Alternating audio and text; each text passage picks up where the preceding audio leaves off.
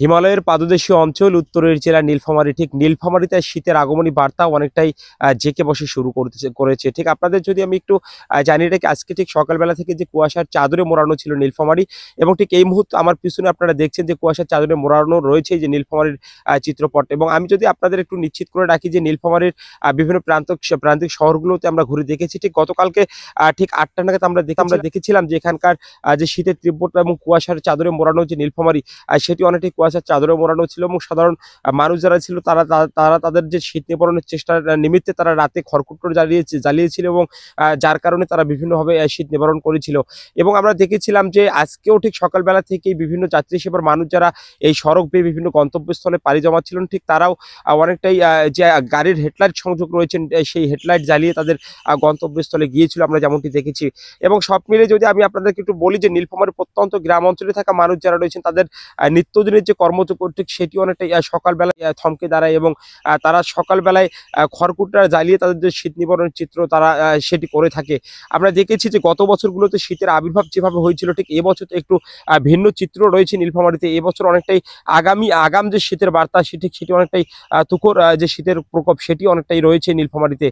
এই মুহূর্তে প্রায় সকাল 7:30 8টা নাগাদ বাজতেছে। ঠিক এই মুহূর্তেও নীলফামারী অনেকটাই কুয়াশার চাদরে মোড়ানো রয়েছে। আমরা কথা বলবো নীলফামারীর ভুক্তভোগী মানুষ যারা রয়েছেন আমাদের সাথে, তাদের সাথে একটু কথা বলবো এবং জানবো যে এখানকার শীতের তীব্রতা কেমন রয়েছে।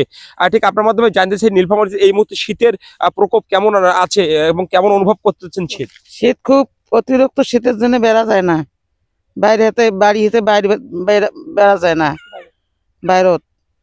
দর্শক, তিনি যেমনটি বলছেন যে শীতের প্রকোপ ঠিক আগমনী যে শীতের বাতাস ঠিক সেটি এত বেশি তুখর রয়েছে যে যার কারণে তারা ঠিক এই সকালবেলায় তারা বাড়ি থেকে বের হতে পারছেন না, এবং তাদের যে দৈনন্দিন কর্মযোগ্য সেটি ঠিক সকাল 9টা না বাজলে তারা ঠিক কর্মে যেতে পারছেন না। এবং সব মিলে আরেকটি কথা আমরা এই সকল ভুক্তভোগী মানুষদের কাছ থেকে শুনেছি, তারা বলেছেন যে তাদের দৈনন্দিন জীবনযাত্রাকে অনেকটাই থমকে দাঁড়ানোর মতো অবস্থায় থাকে ঠিক সকালবেলা। এবং সরকারের পক্ষ থেকে শীত নিবারণের জন্য শীত বস্ত্র যদি বিতরণ করা না হয়, এই দুস্থ অসহায় শ্রেণীর মানুষ যারা রয়েছেন তারা হয়তো আগামীতে এই শীত লাঘবের জন্য যে তাদের যে ব্যবস্থাপনা সেটি তারা অনেকটাই পাবেন না, এবং যার কারণে তাদের জীবন অনেকটাই কষ্টের যে ছায়া সেটি নেমে আসবে বলে তিনি আমাদের নিশ্চিত করেছেন। এবং সব মিলে আরেকটি বিষয় যদি আমি আপনাদেরকে একটু জানিয়ে রাখি যে নীলফামারীর যে প্রত্যন্ত গ্রাম অঞ্চলে থাকা মানুষ যারা রয়েছেন তাদের দৈনন্দিন যে জীবন ব্যবস্থাপনা সেটি অনেকটাই থমকে দাঁড়িয়েছে যেমনটি তারা বলছেন। এবং সব মিলিয়ে যদি বলি যে নীলফামারীর সাধারণ ভুক্তভোগী মানুষ যারা রয়েছেন এবং নীলফামারীর আপামর জনতা যারা রয়েছেন তাদের যে দৈনন্দিন জীবনযাত্রা, সেই দৈনন্দিন জীবনযাত্রায় ঠিক গত বছরগুলোতে যেভাবে শীতের ধরা মেলেছিল, ঠিক এবছর সেটি অনেকটা আগাম এসেছে, এবং আগাম শীতের আগমনী বার্তা তারা লক্ষ্য করেছে। এই ছিল আমার কাছ থেকে নীলফামারীর সর্বশেষ খবর। আপনাদের সাথেই ছিলাম Ashraful Islam Raju, staff reporter, MTV।